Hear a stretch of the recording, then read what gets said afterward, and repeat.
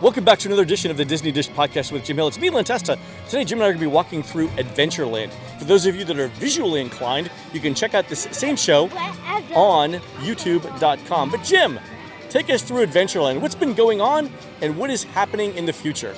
First of all, please notice the paint job on the building right here that you're not really supposed to notice. And that building? What building? Can't even see it. What building that has a private club that recently has joined Disney?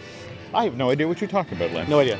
Adventureland is in kind of a weird transitory space right now because, of course, Disney has wrapped production on the Jungle Cruise movie, which is supposed to have a tremendous impact on this side of the park, but they just pushed the release date of that film back from October of 2019 to July of 2020. And was that to fill a hole in the studio schedule? Yeah, anybody who's been following the whole James Gunn situation and how Disney basically let him go, which then impacted the fact that Guardians of the Galaxy was going to open as Disney's big summer film for 2020. So, yeah, they are moving their chess pieces around the board. But from the Imagineering point of view, they were really looking forward to getting the Dwayne Johnson, Emily Blunt characters here into this. Oh, I'm sure, yeah. Yeah. I mean, no one can replace The Rock, but... Again, it's always looked lovely. Of course, now we're standing in front of this Swiss Family treehouse. Well, let's talk about the treehouse, Jim. It's a classic Walt Disney World attraction. Has not been updated in a while. What's going on? I'd like the viewers to notice the waterway that it goes all the way around the Swiss Family treehouse. That's one of the reasons you have the bridge. This waterway right here. Yeah, right. That is where, back in the day, that's where the swan boats went. The swan boats. They really went all the way back here? They went all the way back here. I mean, in fact, that's the whole gimmick. You circled the island, or you started over at Tomorrowland, you went under the castle. Sort of this way along the pathway. Yeah.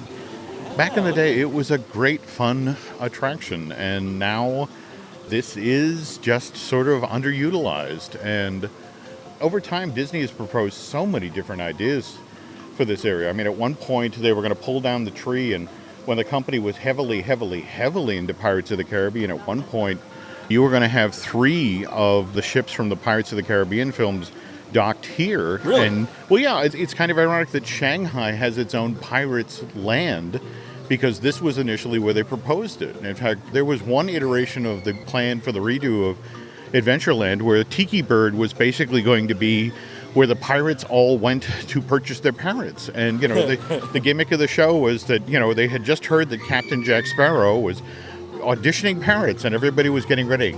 So, what do you make of Skipper Canteen?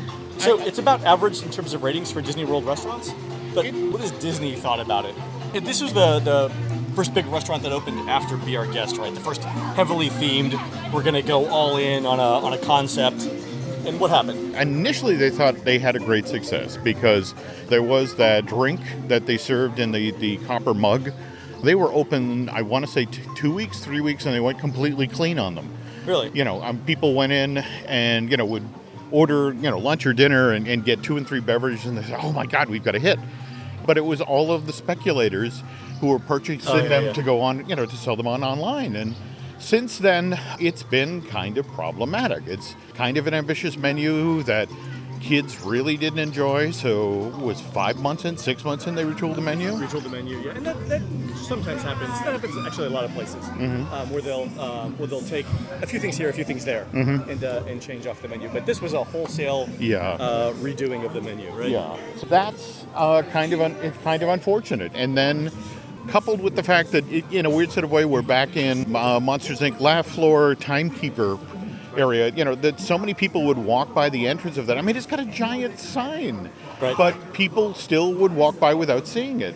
So they've been flogging to get people to be aware of it. I love the space. I love the tributes to the Adventurers Club and the CAA organization.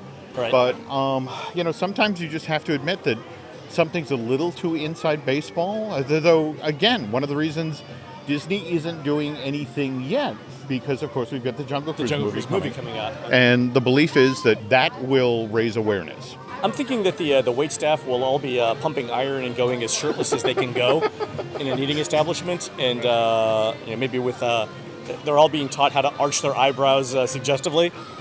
Yeah, it did. It will be kind of interesting to see how the mythology of the movies folded in. By the way, that was one of the reasons Disney finally greenlit that film, and they've been working on a Jungle Cruise script forever. In fact, as far back as 2010, they were talking about as the follow-up to Tom Hanks and Tim Allen doing the voices of Woody and Buzz in Toy Story 3. They were going to appear together for the first time live in a movie in the Jungle Cruise. And in fact, what was funny is that they were then going to basically swap personas, that you had this grubby Jungle Cruise captain and this very fussy professor who had to go upriver to find this magical tree that could give the tree of life. And so, of course, what did they do? They had, in much the same way that Tom Hanks was wonderful as the grubby coach in A League of His Own, he was going to be the grubby Jungle Cruise captain, whereas Tim Allen was going to be the fussy professor. Seriously, Disney considers that its next franchise. Oh yeah, there's lots of jungles in the world. There's at least 7, right? There's at least 7 major rivers. There we go. But here's the thing, that one of the reasons they did that is they thought that Dead Men Tell No Tales was supposed to be the last Pirates movie. And what's kind of interesting about that is just in the past month, the guys who wrote Deadpool have been tapped by Disney to write another Pirates movie. So, who knows? Maybe Red will be joined by another friend. That's fantastic. All right, Jim, let's go down and look at the decor. We've already talked about Jungle Cruise quite a bit. Mm-hmm. Let's go down and take a look at what's going on around the area. You've mentioned that there may be changes to the ride based on the success of the movie. Could you, in like 30 seconds, just tell us what those might be, like what sort of highbrow concepts Disney's looking for? This has stayed consistently through all of the drafts of the film. The idea is you're going upriver and you're finding this tree that supposedly has major healing powers. Supposedly already there's a sequence in the attraction that's being prepped for that. A magic healing tree? Yeah, that means one of the scenes that have been here since 71 is going to go down and get changed out. Oh, that's all right then. By the way, do you watch Pawn Stars at all? Yes, I have. Have you seen the episode where they auctioned off one of the old remote control boats that used to be in this little area right here? Oh, no. I did see the one where the guy came in with the various costumes that he'd gotten from Disneyland, and I think he had a Haunted Mansion, a butler outfit, and he had an outfit from Pirates, but what did the boat go for? The boat went for, I think, $6,000. Oh, it was in working condition, though, and with lights. Wow. So it was very, but yeah, they used to be able to pilot remote control boats along this little area here. There was an obstacle course. There were a lot of other things that you could do with the boats, but it used to be there. Well, speaking of changes, though, of course, we're here at the holiday season recording this, and the Jingle Cruise is now floating. And oh, that's right. You see the sign that says Jingle Cruise. So this is the slightly modified script to include holiday jokes. It is. And can I tell the story about, what was it, last year when we did the event? And oh, yeah, let's do it. I guess there were 60 or plus people who were taking part of the event. There were two boats full of people. Two boats full of people. And Len was like, no, here's what we're going to do, guys. We're going to go over. Well, first of all, we had our own scripts that we were developing for. Yep. For every event we do, we have several ideas that we sort of iterate over. But for this one, we had our own script. But then at the end, we realized we couldn't do the script because the skippers had to do the script, and they weren't going to let us stand up.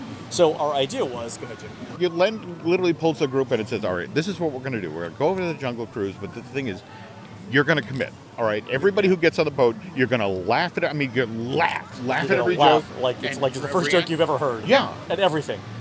Clap when you're supposed to clap, applaud when you're supposed to applaud. And I have to tell you, me personally, I thought, oh, what is this? I don't know if this is going to work. And oh my God, we get on the boat, and from the very first moment in the attraction, the very first scene where we laugh and we're all focused on the skippers, I mean, they kind of freak out. That's right. We were all paying attention to the skipper. We weren't looking at our phones. Yeah.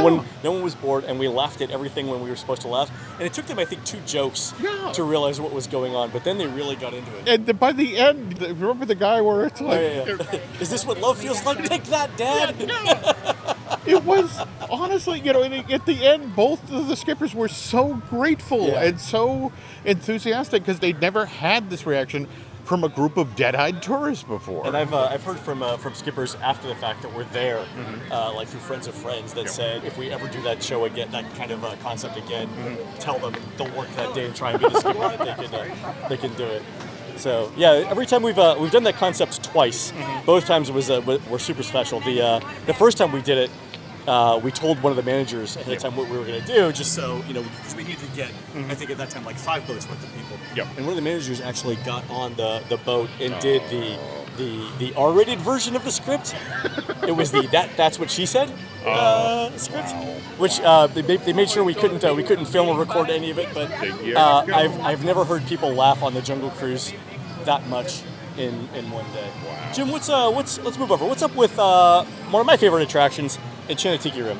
Enchanted Tiki Room has suffered the same fate as Country Bear. In the ever-shrinking American attention span, when they brought it back up after Tiki Room under new management was, changed out because of that mysterious fire, Len.